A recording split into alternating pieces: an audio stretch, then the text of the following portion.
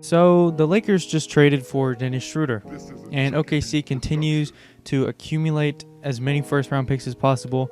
I think they have like 16 in the next however many years, and that's just absolutely insane.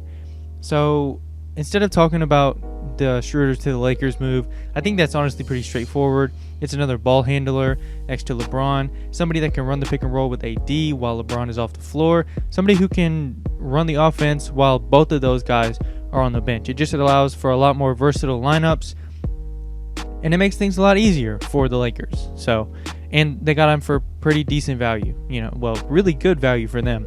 I mean, they traded the 28th overall pick in Danny Green for Dennis Schroeder. It's pretty freaking great considering he should have been the 6th man of the year this year. And there's reason to believe that his shooting and his defense will hold up because he's going to be in a tertiary role again. So I really think this is a fantastic move for the Lakers. But what is more interesting is what this means for OKC. Because OKC traded Russ and Paul George. Between those two trades, I think they got like 11 first-round picks.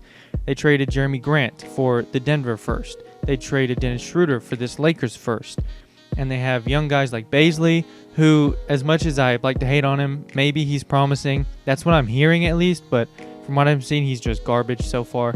And then they have Dort, one of the premier perimeter defenders in the league, who probably will be one of the best defenders in the league at some point, even if his offense doesn't come along. He's like Andre Roberson 2.0. And then they have Shea. They still have Chris Paul, who they can get a return for. Maybe they sign and trade Gallo. Maybe they trade Steven Adams away. Maybe they keep... I don't know. There's just so many people that they can still trade and get assets for.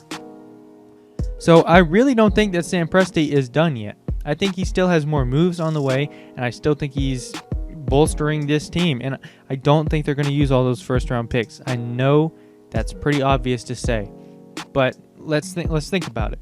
You got all these first-round picks. They're pretty late, at least for the most part, now, recently. But down the line, you have those Clippers picks. You have those Rockets picks. Houston is falling apart at the seams right now. And the Clippers, they just sent Dennis Schroeder to the Lakers. So if the Lakers beat the Clippers, what makes you think Kawhi and PG are going to stay? Even if PG stays, who cares? But what makes you think Kawhi is going to stay? So those picks are likely to be lottery. I'd say it's a better chance that they are lottery than not, because I don't think James Harden is going to be in Houston for too much longer, because I don't think he's going to stomach a 41-45 win season with his second best teammate being Robert Covington, assuming they trade Russell Westbrook, which the Houston is an entire mess. That is an entire other video. But what Sam Presti is doing is he's accumulating all these assets, probably to throw into another trade. See, people think that, they're just getting all these late firsts and they're worthless. I know some OKC fans, I know a couple personally, and they're upset with this move. They're like, I would have rather kept Schroeder and let him walk for nothing than trade him for some crappy first-round pick. But the thing is, first of all, this draft is deep in terms of solid rotation guys, and that's what they could use right now. Sure, they need young talent and things like that, but this team is blowing it up, whether you want to like it or not. And getting a first-round pick and expiring salary for Schroeder is as good as you were going to get, because if you trade him at the trade deadline, then you have even less leverage because he's on his expiring contract. So I think it's not great, but it's far from worst-case scenario. So if I were a Thunder fan, I'd be okay with this, as much as it hurts to see who should have been the 6th man of the year go, because I like Schroeder a lot. As a Hawks fan, I used to like him a lot, and I was glad to see him have success in OKC. But these picks are not... You're not just going to have a bunch of late first-round picks for trading away Paul George and Russell Westbrook. You're going to have those picks to throw into... I would be very, very surprised if OKC doesn't package a bunch of those in and then trade up, whether it's in this draft or whether it's in the next one or the next one. And those picks down the line are going to look really, really good if things go well for them, of course. I doubt the Clippers are going to be title contenders in 4 years. I doubt the Rockets are going to be title contenders in 4 years. So, there's just so much potential with these picks. And I think OKC is going to be in a really good spot. It reminds me almost of the Danny Ainge era. How he traded those guys to Brooklyn for those picks. OKC very well could be in a position like that in maybe not the near future, but 3, 4, 5 years down the line, having top 10 picks, top 5 picks from a Clippers team that is just completely destroyed because Kawhi, PG are no longer there. Think about the core of this Clippers team.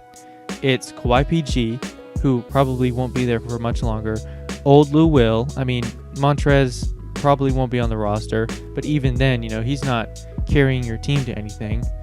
And it's just a bunch of old guys. You got Zubac, you got Shamet. I mean, is that really great? So those picks are looking really awesome for the OKC Thunder. And then you have the Rockets. Harden is probably on his way out. Russ is probably on his way out. And then after that, what do you have? You have Eric Gordon. You have Rocco. It's a solid team, but you're not going anywhere with it. It may not be top 10 picks until, that whole team looks different. But I'm just saying that these picks are going to look really good in the future. And Sam Presti has made the best out of a terrible situation because you never want to trade your superstars. But if you do, you want to get a return like Sam Presti did.